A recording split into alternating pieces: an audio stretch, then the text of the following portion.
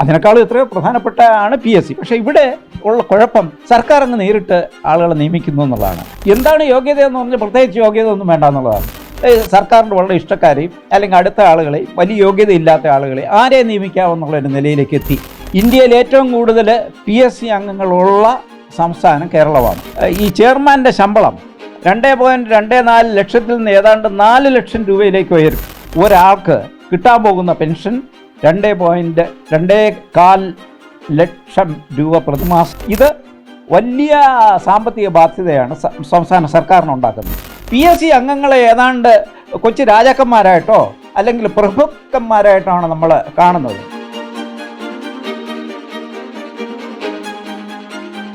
നമസ്കാരം. ഇന്ന് മറുനാടനൊപ്പം ഉള്ളത് 5ാം ധനകാര്യ കമ്മീഷൻ അധ്യക്ഷനായിരുന്നു, അതുകൂടാതെ സാമ്പത്തിക വിദഗ്ധൻ കൂടിയായ ഡോക്ടർ BA പ്രകാശാണ്. സാർ നമസ്കാരം. PSC ചെയർമാൻ, മറ്റ് അംഗങ്ങൾ എന്നിവർക്ക് മുൻകാല പ്രാബല്യത്തോടെ വർധനവ്, അതായത് സാലറി വർധനവ്, ഇതിനെങ്ങനെ നോക്കിക്കാണുന്നു? നമ്മുടെ ധനസ്ഥിതിയിൽ ഇത് സാധ്യമായൊരു അവസ്ഥയാണോ സത്യത്തിൽ? അതായത് ഈ സംസ്ഥാനത്തെ പബ്ലിക് സർവീസ് കമ്മീഷൻ എന്ന് പറയുന്നത് ഒരു കോൺസ്റ്റിറ്റ്യൂഷണൽ ബോഡിയാണ്. വളരെ സുപ്രധാനമായിട്ടുള്ള ഒരു സ്ഥാപനമാണ്.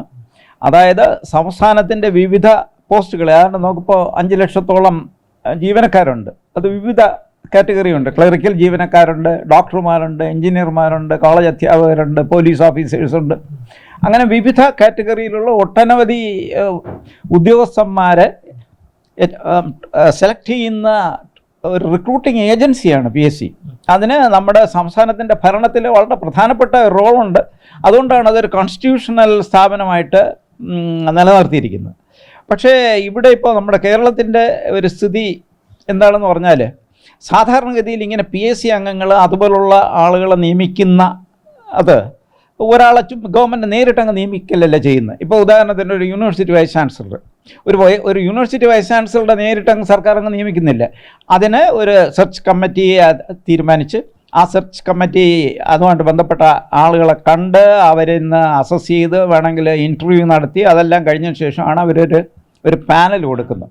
അപ്പോൾ വളരെ യോഗ്യരായിട്ടുള്ള ഒരാളുടെ ഒരു പാനൽ കൊടുക്കുന്നു. അതിൽ നിന്ന് സർക്കാർ ഒരാളെ നിയമിക്കുന്നു, അല്ലെങ്കിൽ ഗവർണർ ഒരാളെ നിയമിക്കുന്നു. ഇതാണ് നമ്മൾ ഹയർ പോസ്റ്റിനൊക്കെ ചെയ്യേണ്ട ഒരു കാര്യം. എന്താണ്, ഇതുപോലെ ഈ ക്വാളിഫൈഡ് ആയിട്ടുള്ള ആളുകളാണോ, ഇതിന് യോഗ്യരായിട്ടുള്ള ആളുകളാണോ ഇത്രയും സുപ്രധാനമായിട്ടുള്ള സ്ഥാനത്തേക്ക് വരുന്നു എന്നുള്ളത് വളരെ പരിശോധിച്ചിട്ടേ ചെയ്യുള്ളൂ. ഇപ്പം നമ്മൾ ഒരു യൂണിവേഴ്സിറ്റിയിൽ ഒരു പ്രൊഫസറെ നിയമിക്കണമെങ്കിൽ എന്തുമാത്രം ഫോർമാലിറ്റീസ് ഉണ്ട്, അല്ലെങ്കിൽ അത് ഏതെല്ലാം തരത്തിലുള്ള വിലയിരുത്തൽ കഴിഞ്ഞിട്ടാണ് ഒരു പ്രധാനപ്പെട്ട ഒരു നിയമനം നടക്കുന്നത്. അതിനേക്കാളും എത്രയോ പ്രധാനപ്പെട്ടാണ് PSC. പക്ഷേ ഇവിടെ ഉള്ള കുഴപ്പം സർക്കാർ അങ്ങ് നേരിട്ട് ആളുകളെ നിയമിക്കുന്നു എന്നുള്ളതാണ്.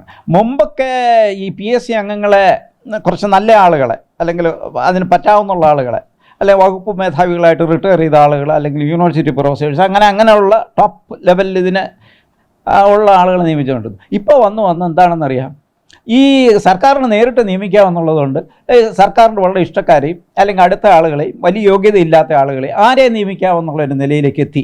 അതുമൂലം വന്നത് ഒരുപാട് രാഷ്ട്രീയ നിയമനങ്ങൾ ഇതിനകത്ത് വരുന്നു എന്നുള്ളതാണ്. അപ്പോൾ നമ്മുടെ ഈ PSCയെ ഹെഡ് ചെയ്യാൻ പ്രാപ്തരല്ലാത്ത, അതിനെപ്പറ്റി വലിയൊരു ധാരണ ഇല്ലാത്ത, വെറും ഒരു ഗ്രാജുവേറ്റ് ഡിഗ്രി മാത്രമുള്ള, അല്ലെങ്കിൽ പിന്നീട് ഇതിന് യോഗ്യത ഇല്ലാത്ത ആളുകളെ നിയമിക്കുന്ന പ്രവണത വളരെ കൂടുതലായി. മാത്രമല്ല, ഇതിനകത്ത് വലിയൊരു ആനുകൂല്യം കിട്ടുന്നതുകൊണ്ട് ഈ രാഷ്ട്രീയക്കാരെയും അല്ലെങ്കിൽ ആ തരത്തിലുള്ള ആളുകളെ അക്കോമഡേറ്റ് ചെയ്യുന്ന ഒരു ബോഡിയായിട്ട് ഇത് മാറി എന്നുള്ളതാണ് ഈ PSCയുടെ ഒരു ദുർഗതി. അതാണ് അടിസ്ഥാനപരമായിട്ടുള്ള ഒരു പ്രശ്നം. രണ്ടാമത്തെ പ്രശ്നം ഈ PSCയുടെ അംഗങ്ങളുടെ എണ്ണമാണ്. അതായത് 3-4 അംഗങ്ങൾ അല്ലെങ്കിൽ 4-5 അംഗങ്ങൾ മാത്രമാണ് നമ്മളൊരു PSCയിൽ ഉദ്ദേശിക്കുന്നത്. പക്ഷേ ഇന്ത്യയിൽ ഏറ്റവും കൂടുതൽ അംഗങ്ങളുള്ള ഒരു PSC ആയിട്ട് മാറിയിരിക്കുന്നു. കേരളത്തിൽ ഇവരുടെ വെബ്സൈറ്റിൻ്റെ കണക്കനുസരിച്ച് ഏതാണ്ട് ചെയർമാനും അംഗങ്ങളും അടക്കം 20 പേരുണ്ട്.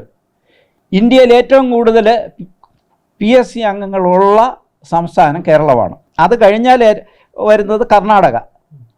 മറ്റെല്ലാ സംസ്ഥാനങ്ങളിലും 10-ൽ താഴെയേ ഉള്ളൂ. ഇപ്പോൾ ഉദാഹരണത്തിന് യൂണിയൻ പബ്ലിക് സർവീസ് കമ്മീഷൻ 7 പേരേ ഉള്ളൂ. ഇന്ത്യ മുഴുവൻ റിക്രൂട്ട്മെൻറ്റ് നടത്തുന്ന യൂണിയൻ സർവീസ് പബ്ലിഷ് 7 പേരേ ഉള്ളൂ. ഏതാണ്ട് ഈ 19 കോടി ജനങ്ങളുള്ള ഉത്തർപ്രദേശിൽ ചെയർമാൻ അടക്കം 5 പേരേ ഉള്ളൂ. മഹാരാഷ്ട്രയിൽ 3 പേരേ ഉള്ളൂ. ബീഹാറിൽ ഏതാണ്ട് 10 കോടി ജനങ്ങളുള്ള ബീഹാറിൽ ഏതാണ്ട് 5 പേരേ ഉള്ളൂ. ഇപ്പോൾ വെസ്റ്റ് ബംഗാളിൽ 4 പേര്, മധ്യപ്രദേശിൽ 4 പേര്, ഈ തമിഴ്നാടിലും രാജസ്ഥാനിൽ 8 പേര് വീതം. പിന്നെ കർണാടകയിൽ മാത്രമാണ് കേരളം കഴിഞ്ഞാൽ ഏറ്റവും കൂടുതൽ PSC അംഗങ്ങളുള്ള സ്ഥലം, 16 പേര്. അപ്പോൾ ചുരുക്കത്തിൽ ഇത് ഒരു അനാവശ്യമായിട്ടുള്ള ഒരു നിയമനം. അതായത് 4-5 പേര്, 3-4 പേര് അല്ലെങ്കിൽ 4-5 അതിന് ക്വാളിഫൈഡ് ആയിട്ടുള്ള ആളുകൾ മാനേജ് ചെയ്യേണ്ട ഒരു സംവിധാനം അനാവശ്യമായിട്ട് ഒരുപാട് ആളുകളെ ഇതിനകത്ത് നിയമിച്ചിരിക്കുന്നു എന്നുള്ളതാണ് ഇതിൻ്റെ ഒരു ധനധൂർത്ത് സ്വഭാവം. ഇത് വലിയ സാമ്പത്തിക ബാധ്യതയാണ് സംസ്ഥാന സർക്കാരിനുണ്ടാക്കുന്നത്. ഇപ്പോൾ വർദ്ധിപ്പിച്ചിരിക്കുന്ന ഈ PSC അംഗങ്ങളുടെ ഈ ശമ്പളം എന്ന് പറഞ്ഞ് വളരെ ഭീമമായിട്ടുള്ള ഒരു വർധനയാണ് വരുത്തിയിരിക്കുന്നത്. ഭീമമായിട്ടുള്ളൊരു വർധനയാണ് വരുത്തിയിരിക്കുന്നത്. ഇപ്പോൾ ഈ ചെയർമാൻ്റെ ശമ്പളം 2.24 ലക്ഷത്തിൽ നിന്ന് ഏതാണ്ട് 4 ലക്ഷം രൂപയിലേക്ക് ഉയരും മൊത്തം. അംഗങ്ങളുടെ ശമ്പളവും ഏതാണ്ട് 2.19 ലക്ഷത്തിൽ നിന്ന് ഏതാണ്ട് 4 ലക്ഷത്തിലേക്ക് വരും. 3.8 ലക്ഷം അല്ല 4 ലക്ഷം എന്നാണ് ചില പത്രങ്ങൾ ഇവിടെ റിപ്പോർട്ട് ചെയ്തിരിക്കുന്നത്. അപ്പോൾ പിന്നെ ഈ പെൻഷനും വർദ്ധിപ്പിച്ചിരിക്കുന്നു എന്നുള്ളതാണ്. ചെയർമാൻ്റെ പെൻഷൻ 1.25 ലക്ഷം, 1.25 ലക്ഷത്തിൽ നിന്ന് 2.5 ലക്ഷത്തിലേക്ക് പോകും. 6 വർഷം നിങ്ങൾ PSCയിൽ പിന്നീട് പ്രവർത്തിച്ചാൽ നിങ്ങൾക്ക് കിട്ടാൻ പോകുന്ന പ്രതിമാസ പെൻഷൻ ഈ പുതിയ ഇതനുസരിച്ച് 2.5 ലക്ഷമാണ്. അംഗങ്ങളുടെ പെൻഷൻ ഇപ്പോൾ നിലവിലുള്ള 1.20 ലക്ഷത്തിൽ നിന്ന് 2.25 ലക്ഷത്തിലേക്ക് പോകും, 2.25 ലക്ഷത്തിലേക്ക് പോകും.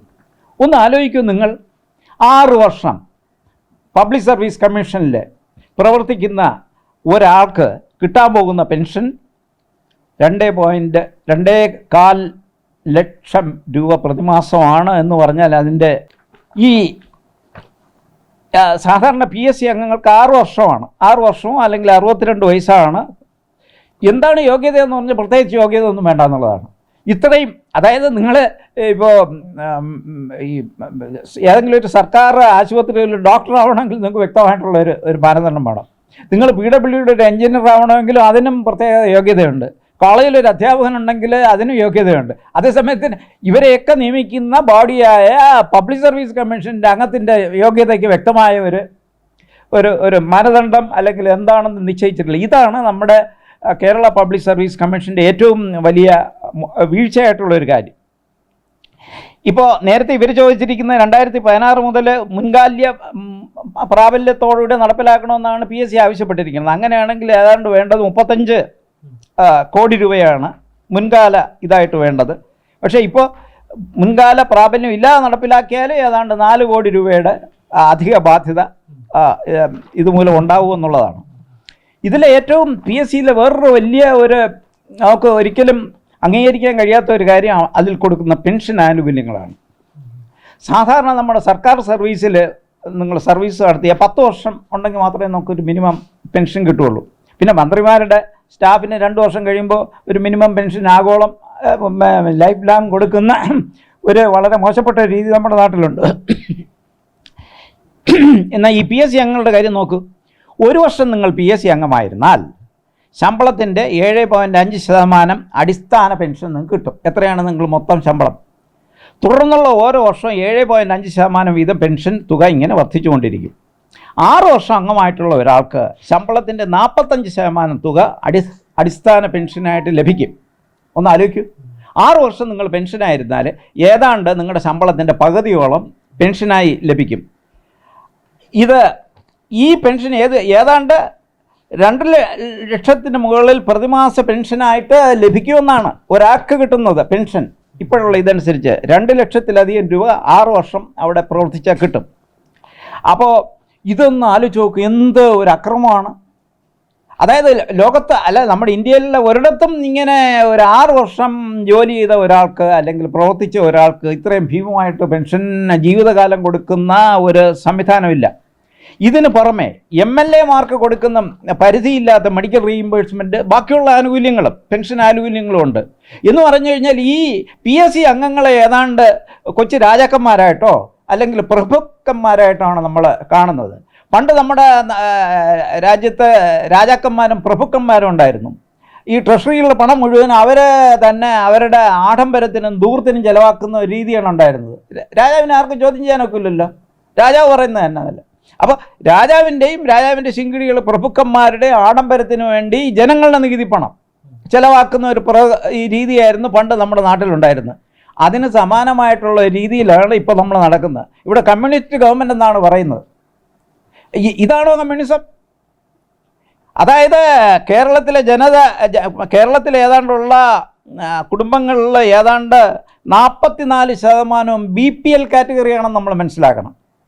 കേരളത്തിലെ മൊത്തം ഹൗസ് ഹോൾഡ് അല്ലെങ്കിൽ കുടുംബങ്ങൾ, അതിൽ ഈ ഏതാണ്ട് അന്ത്യോദയ അന്നയോജന എന്ന് പറയുന്ന ഏറ്റവും പൂറസ്റ്റ് ഓഫ് ദി പൂർ എന്ന് പറയുന്നത് തന്നെ ഏതാണ്ട് 6 ലക്ഷം ഹൗസ് ഹോൾഡുണ്ട്, അല്ലെ കുടുംബങ്ങളുണ്ട്, റേഷൻ കാർഡുണ്ട്.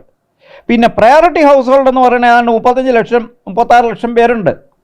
ഇവരെയാണ് നമ്മൾ BPL കാറ്റഗറി എന്ന് പറയുന്നത്. കേരളത്തിൽ നമ്മൾ വലിയ വികസനമാണ്, ലോകത്തിന് മാതൃകയാണ്, മറിച്ചാണെന്നൊക്കെ നമ്മൾ പറയും.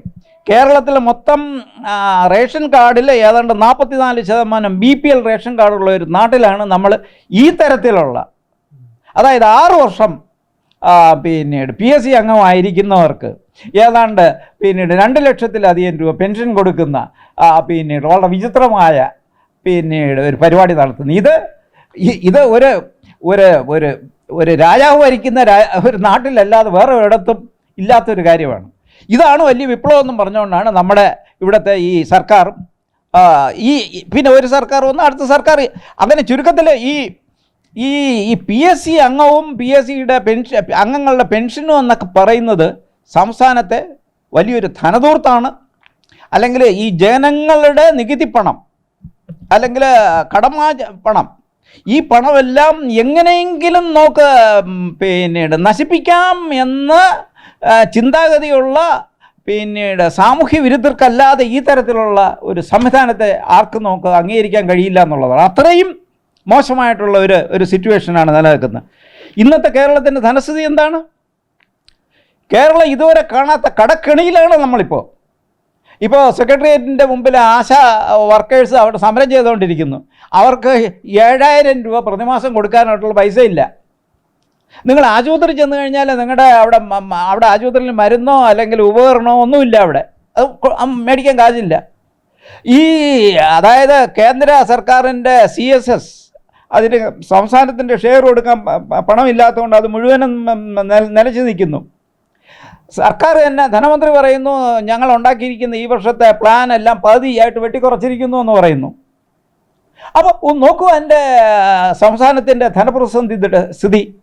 ട്രഷറി പോയാൽ നിങ്ങൾക്കൊന്നും മാറാൻ, അതായത് ഒരു ബില്ല് പോലും മാറാനൊക്കില്ല. CAGയുടെ കണക്ക് വന്നിട്ടുണ്ട്.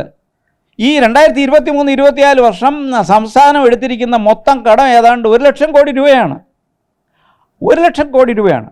അത്രയും രൂക്ഷമായിട്ടുള്ള ഒരു ധനപ്രതിസന്ധി നിലനിൽക്കുന്ന ഒരു സാഹചര്യത്തിൽ ഇതൊന്നും പരിഗണിക്കാതെ ഇത്രയും രൂക്ഷമായിട്ടുള്ള ഒരു ധനപ്രതിസന്ധി വന്ന ഒരു സംസ്ഥാനം സമ്പൂർണ്ണമായിട്ടുള്ള ഒരു കടക്കണിയുടെ വക്കിൽ നിൽക്കുന്ന, എൻ്റെ ഒരു അഭിപ്രായത്തിൽ ഈ കേരളം കണ്ടതിൽ ഏറ്റവും കൂടുതൽ മോശമായിട്ടുള്ള ഒരു ധനസ്ഥിതിയും കടക്കണിയിലും ആണ് നമ്മളിപ്പോൾ നിൽക്കുന്നത്. ഇത് CAGയുടെ ഡേറ്റ വെച്ചാണ് ഞാൻ പറയുന്നത്, അല്ല. അത്രയും മോശമായിട്ടിരിക്കുന്ന ഇതൊന്നും പരിഗണിക്കാതെ ഇത്രയും വളരെ ആഡംബരമായിട്ട് ഈ പണത്തിന് ഒരു വിലയുമില്ല എന്നുള്ള രീതിയിൽ ചിലവാക്കുന്നതിനെ നമുക്ക് ഒരിക്കലും ന്യായീകരിക്കാൻ കഴിയുന്ന കാര്യമല്ല.